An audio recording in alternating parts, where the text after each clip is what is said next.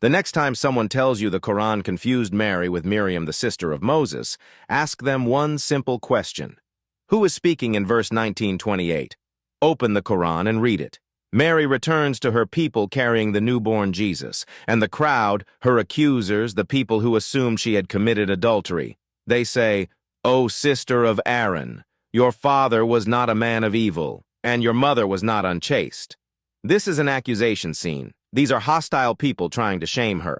The Quran is recording what human beings said in that moment, full stop. And God's response? The infant Jesus speaks from the cradle and vindicates her honor. God does not stop to address anyone's family terminology. The whole response is the miracle of the speaking child. That is where the divine weight falls. Now, before we go any further, let us establish something your critics will not tell you. The title Sister of Aaron was already a sacred honorific in Scripture itself, long before the Quran. Go to the book of Exodus 15:20.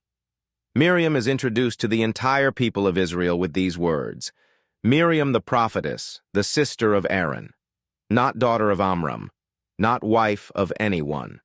Her canonical title in Hebrew Scripture is the sister of Aaron. Gregory of Nyssa, one of the great church fathers, noted specifically that Miriam is defined by her brother rather than a husband because she held a consecrated, virgin, priestly adjacent status. Scripture never names her husband because that title stood alone. That was the honorific. That was the title of a holy, consecrated woman in the Aaronic sphere. When the crowd called Mary sister of Aaron, they were invoking that exact title. The title of consecrated women in the priestly tradition, and that accusation backfired completely.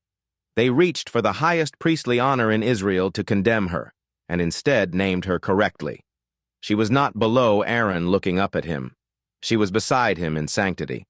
A dedicated woman, a prophetess, a vessel of divine presence. Now. Christians were already doing this, formally, liturgically, in writing. There is a document known as the Lection of Jeremiah. It was read every year on August 14th at the Church of Kathisma, the church built outside Jerusalem on the road where Mary rested on her way to give birth, the most sacred Marian pilgrimage site in the ancient Christian world. On the Feast of the Dormition, assembled Christians would hear these words, "Nobody will bring forth the hidden ark from the rock, except the priest Aaron, the brother of Mary." Aaron, the brother of Mary, the mother of Jesus. The author of this document consistently uses Miriam when referring to the sister of Moses. When he writes Mary, he means the mother of Jesus, deliberate, conscious, theological. And the text continues, identifying the Ark of the Covenant with the Virgin Mary. The Ark will be the first to rise from the rock, which is the Holy Virgin Mary who passes from this world to the presence of God. Aaron's Ark, Mary's body, paired by Christians in Jerusalem, before or contemporary with the Quran. This is not isolated. In 373 CE, Ephraim the Syrian wrote, "The rod of Aaron flourished, and the dry wood bore fruit. Its symbol today received its explanation. It is the virginal womb that bore." Aaron's rod is Mary's womb. A church father said it. In 345 CE, Aphrahat deliberately mirrored Miriam and Mary in theological reflection, Mary watching over Jesus as Miriam watched over Moses. So here is what we actually have. In Hebrew Scripture, Sister of Aaron is the sacred title of a consecrated virgin prophetess.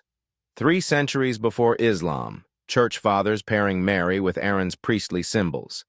In Jerusalem liturgy, at the most important Marian site on earth, Aaron explicitly called the brother of Mary the mother of Jesus. In the crowd scene of Quran 19, hostile accusers calling Mary sister of Aaron, the same theological pairing, the same symbolic universe, Scripture, church fathers, Jerusalem liturgy, and the street accusation all reaching toward the same connection. Now, critics want you to believe one of these is sophisticated Christian typology, and the other is a confused desert mistake. You decide which explanation requires more faith to hold.